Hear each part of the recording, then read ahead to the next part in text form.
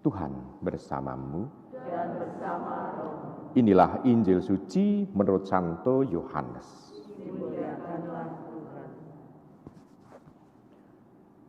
Menjelang akhir hidupnya, Yesus bersabda kepada murid-muridnya, "Jikalau biji gandum tidak jatuh ke dalam tanah dan mati, ia tetap satu biji saja. Tetapi jika mati, ia akan menghasilkan banyak buah. Barang siapa mencintai nyawanya, ia akan kehilangan nyawanya. Tetapi barang siapa tidak mencintai nyawanya di dunia ini, ia akan memeliharanya untuk hidup yang kekal. Barang siapa melayani aku, ia harus mengikuti aku. Dan di mana aku berada, di situ pun pelayanku akan berada. Barang siapa melayani aku, ia akan dihormati Bapa." Demikianlah sabda Tuhan. Terpujilah Kristus. Ibu, Bapak, Saudari, Saudara terkasih dalam Yesus Tuhan, misa atau Ekaristi pada pagi hari ini saya bersama dengan Romo Sadana memang sengaja untuk Ekaristi bersama karena pada hari ini kami merayakan atau bersyukur karena 28 tahun kami mengalami atau mendapatkan rahmat tahbisan. Dan kebetulan juga kami senantiasa ada dalam keprihatinan kami berdua. Karena sudah ada 5 saudara kami yang teman-teman dari senovisiat, itu sudah 5, itu sudah mendahului untuk menghadap Tuhan. Jadi tinggal kami berdua yang masih hidup, maka kalau tidak misa bersama rasanya lucu. Karena sudah 5 teman kami sudah misa di surga bersama dengan Allah. Pada hari ini mungkin juga sudah bersama untuk berekaristi bersama dengan Tuhan sendiri. Maka kami memutuskan bahwa tanggal 10 Agustus ini kami merayakan yang ke-28. Karena pada waktu kami merayakan pesta 25 atau pesta perak juga dalam suasana keprihatinan. Kami hanya misa pada waktu itu hanya 4 romo. Dengan Romo Margo dan Romo Tirto dan Romo Sadana dan saya di Jepara, hanya berempat karena pandemi pas rame-ramenya. Jadi suasananya kan prihatin juga. Jadi memang sudah dibuat sedemikian oleh Tuhan supaya kami lebih merenungkan untuk kehidupan kami. Baik, lalu hubungannya dengan bacaan Injil ini apa? Begini Ibu Bapak, saya menggunakan satu cerita saja. Siapa pernah bekerja untuk membiayai kehidupan anak? Anak dari TK sampai dia mungkin lulus S1, lulus S2 dibiayai oleh orang tuanya. Siapa pernah? Pernah? Baik, saya mau tanya dulu. Pada saat Anda bekerja menghasilkan uang, gaji itu betul sudah Anda perhitungkan. Benar ya? Anda tahu pengeluaran atau pemasukan tiap gaji, betul? Tapi, apakah Anda pernah menghitung berapa pengeluaran untuk anak dari TK sampai lulus S1? Dihitung enggak? Dihitung enggak? Enggak. Rela untuk memberikan hidup. Padahal Anda sendiri yang istilahnya itu mengumpulkan gaji, mengumpulkan upah sedemikian rupa, sehingga Anda itu mungkin berkeringat, berdarah-darah. Bahkan Anda seringkali mengeluh dan juga hutang di sana-sini. Benar? Tetapi, apakah Anda memperhitungkan pengeluaran yang Anda berikan untuk anak bertumbuh, berkembang? Halo? Kita bisa melihat di situ. Apalagi Allah juga memberikan hidupnya untuk kita. Nah sekarang, kalau kita memperhitungkan untuk anak saja itu kita tidak perhitungan, tetapi sekarang apa yang sudah Anda berikan untuk Allah? Supaya hidup kita ini sungguh-sungguh bisa mengalami sesuatu yang luar biasa dari Allah dan kita mendapatkan layak. Situasi yang layak untuk kita mendapatkan keselamatan bersatu dengan Allah di surga. Apa yang sudah kita berikan? Kalau untuk Allah kita seringkali perhitungan. Coba kalau kita melihat misalnya misa lingkungan. Biasanya misa lingkungan jam berapa? Jam 7. Kalau ada orang yang sedang bekerja, biasanya pulangnya jam 5, tapi dia tidak datang. Biasanya alasannya kalau tidak datang misa lingkungan, alasannya apa?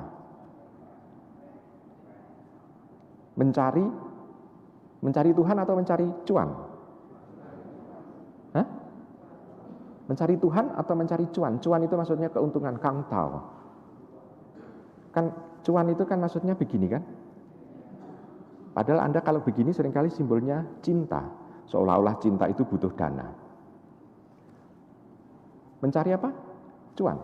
Yang sekarang kalau dengan Tuhan Anda perhitungkan, waktu saja Anda perhitungkan, kadangkala juga pergi ke gereja. Kami kan sudah pergi ke gereja. Misa hari Minggu pergi ke gereja. Coba fokus kepada Allah, apakah 1 jam itu melulu untuk Allah, ataukah Anda memikirkan diri Anda sendiri, atau kadangkala ada orang yang juga terlena sehingga tertidur di gereja. Tapi tidak apa-apa, saya dan Romo Sadana senang kalau ada umat yang tidur di gereja. Kenapa? Karena umat itu mengalami kelegaan bersama dengan Tuhan. Karena Tuhan sendiri kan mengundang, barang siapa berbeban berat, letih lesu berbeban berat, datanglah kepadaku, aku akan memberikan kelegaan kepadamu. Betul? Benar. Jadi kalau orang tertidur di gereja berarti mengalami kelegaan enggak? Halo? Benar enggak? Berarti Tuhan sudah memberikan kelegaan. Maka kalau ada umat yang tertidur di gereja, kami senang. Kenapa? Karena umat itu mengalami kelegaan. Benar begitu ya Romo Sadana ya? Baik, tetapi apakah orang itu fokus kepada Allah? Enggak, dia tetap fokus kepada dirinya sendiri. Ibu, bapak, saudara, saudara kasih, kita bisa melihat dengan anak kita tidak pernah memperhitungkan, tapi dengan Tuhan penuh dengan perhitungan.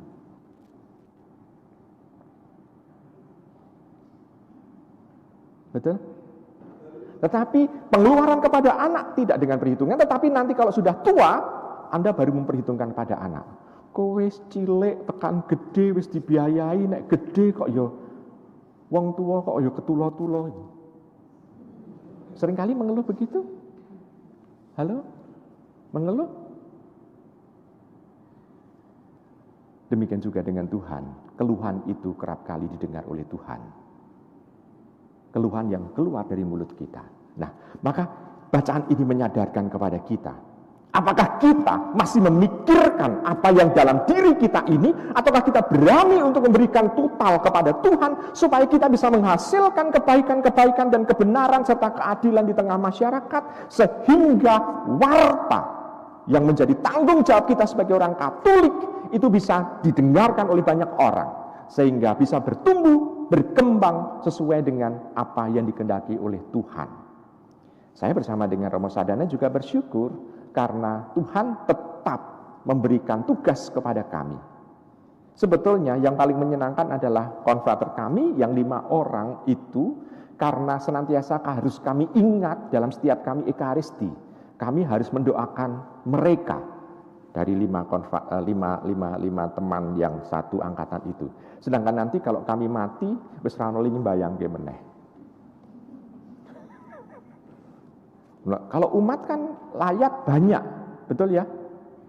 Kalau umat masih ingat Romo Gunawan Heru? Halo?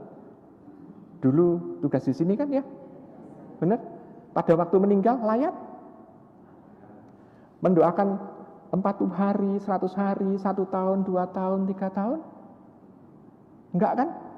Sing layat tokeh, ini lah nyembayangke. Seringkali berkunjung ke makam.